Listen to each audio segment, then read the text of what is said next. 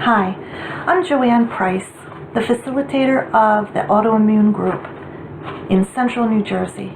We're a face-to-face group that meets once a month, but I do the video blog in place of the typewritten blog because that's what the members said that they needed. Reading the written word and comprehending that was challenging for many. So I'm giving this a try, and I'm hoping that it works well for you. We just had a meeting 2 days ago, January the 14th, 2017, and we had our first presenter of this year, Fran Russo, who is an author and a shaman, and she came in to share with us a little bit of her vast knowledge on journeying within and using your own body as a tool to getting to a better level of wellness. And we're talking a lot about that in group right now, as many of us have made New Year's resolutions to this end. And really, those of us that are living with chronic illness, who is not trying to get to a better level of wellness? Every one of us, I know, right? So, welcome to my kitchen table. I'm glad you're here. I will try not to ramble too much, but the presentation did get me thinking. I mean, it was amazing, and for that few minutes, I'm thinking, can our brains be trained to be more of a tool for us? And I've processed some of that, and I want to share with you that I really do think it's possible. So let's look at what we know can happen in a negative way if we are using our brain without even knowing that we're doing it, because that happens. Have you ever started your morning and things are just not going the way they're supposed to, and you have like a 3 o'clock doctor appointment, and you're finally getting together and getting out the door, and all morning long you've been saying, I'm going to be late, I'm going to be late. You're getting out the door and you're looking at your watch and you're like, 5 minutes later than I wanted to leave, and already I know I'm going to be late. Well, what happens when you keep declaring to the universe that you are going to be late? The universe has to answer you with what you know to be the truth. You will be late. So you're going to hit every red light. The bus is going to get in front of you because now it's time for the kids to get let out from school. So you're going to be late. You're late, and you knew you were going to be late all along. But what came first, the cart or the horse? And you might be tempted to think, well, I just knew I was going to be late because of the time. But you didn't know that the bus was going to be there. You didn't know 2 people were going to nearly pull out in front of you, and then traffic was going to get all wonky because of that, and you didn't know you were going to hit every single light, but you did because you declared it to be so before you even left the house. Also, pretty much every one of us must know somebody who constantly says, I just can't sleep. I can never sleep. I can't fall asleep, I can't stay asleep, I can never get enough sleep, I'm always fatigued, I'm always tired. Well, does that person ever get a good night of rest? No, they don't. Maybe medically speaking, they're on a medication that's going to help them, but even then, it's tricky. It's not the best sleep, with medication as it would be from a normal biorhythm standpoint. Try not to get my nursing thoughts too jumbled in my head that I'm going down that road. But anyway, so we have proof that if we are negative, the universe will hear us. And if you can see what I'm saying on that point, go with me for a moment the other way and just see if you can at least give it some thought that perhaps it's true that we can get our brains to help us in a positive way. If we're capable of doing that negative, we have to be capable of doing the opposite, right? And I've been doing for the last several years without even realizing it. I have been your guinea pig. I finished a degree in 2009, and I was a full-time employee at that time, and dealing with this chronic illness that was really dragging me down and causing a lot of havoc. So one of my main, because it was for nursing, my main nursing courses, I elected to drive probably an hour and a half out of my way to go take classes down at Ocean County, because they were twice a month and they were only on Saturdays, and I didn't want to have to try to be in a classroom after working all day, because I thought even driving at that point was not going to be safe for me. I didn't think I would do as well online, because I thought I would probably procrastinate. If I didn't feel well on Monday, I'd push it to Tuesday, and I'd be doing everything the day or the night before it was due. And so I decided that this opportunity sounded the best out of any of the solutions. But Friday, of course, after a long week, I would come home fatigued and exhausted. So what did I do to make sure that I could get to class? It started out from the time that I got home. I would get myself an early dinner and, take a hot bath, get settled, read a book in my bed, have the alarm set, have everything planned out for the morning. What am I going to wear? What am I taking to eat? My water bottle, my car keys, all of that.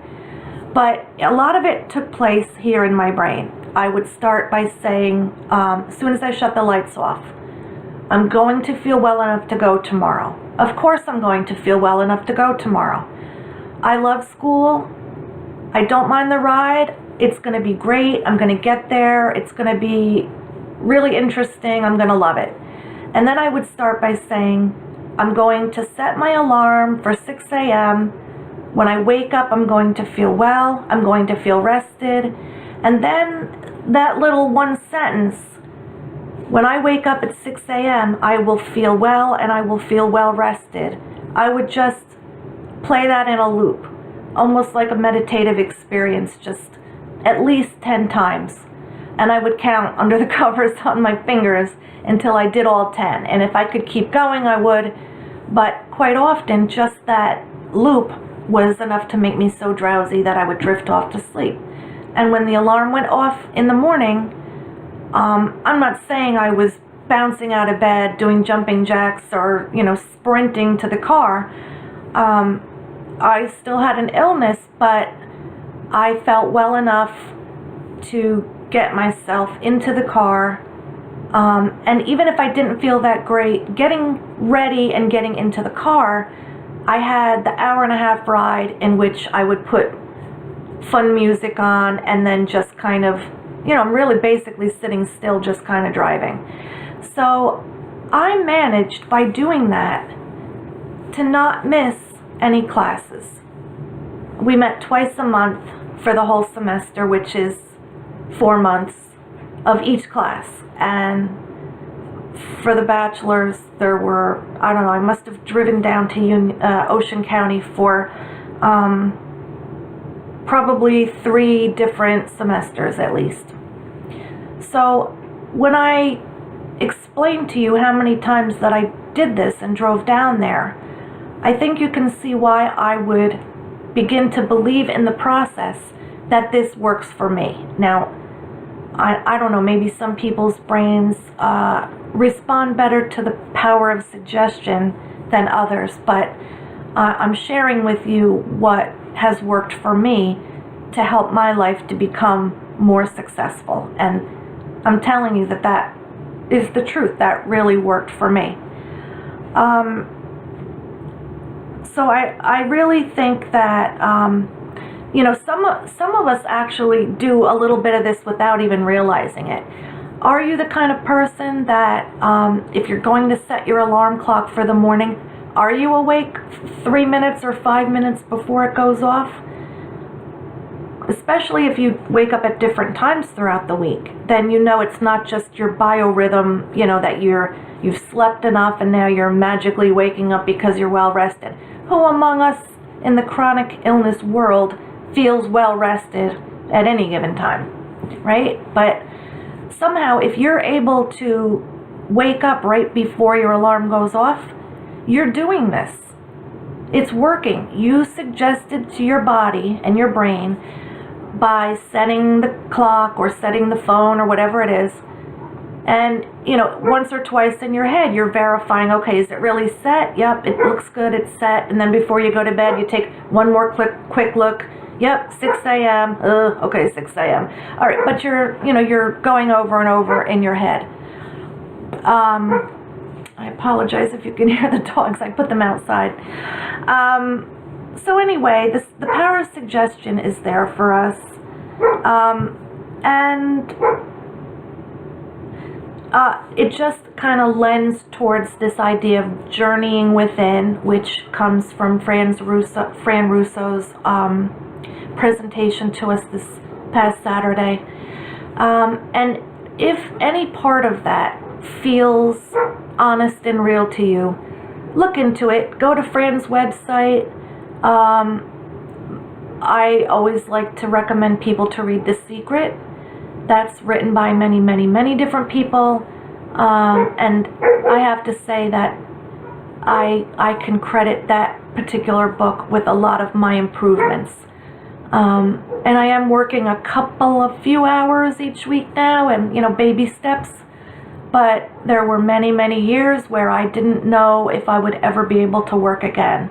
And it looked like no was the answer for quite a while. So if I can share with you certain things that I've done that work for me, and if even one of them gives you 5% improvement and then another thing gives 5%, eventually the building blocks, you might see significant improvement over the course of time. I don't think anybody should tell you that you're going to be better tomorrow. Obviously, it's the right medication regime. And I'm on Xeljanz, which I credit with a huge improvement in my wellness. But I'm also in the driver's seat, and my body and my brain are along for the ride, and I have to be the driver.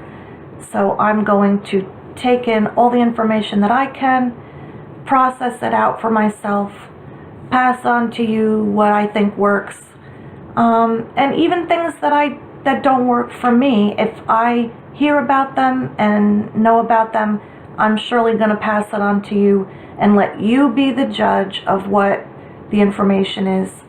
I mean, the internet is there for everybody. Whatever we're talking about, you can definitely Google it.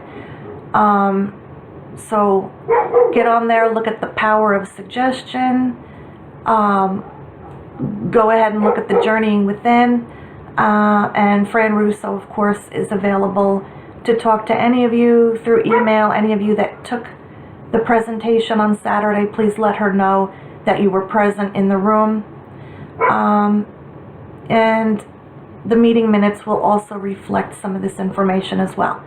Thank you for stopping by into my kitchen. And sorry again about the dogs. Feel better, find some joy, find some peace, be well, and I hope to see you at the next meeting of the autoimmunegroup.com. Who was that guy? So funny. Dane Cook? Props to him. Anyway, have a great week, and I'll see you soon.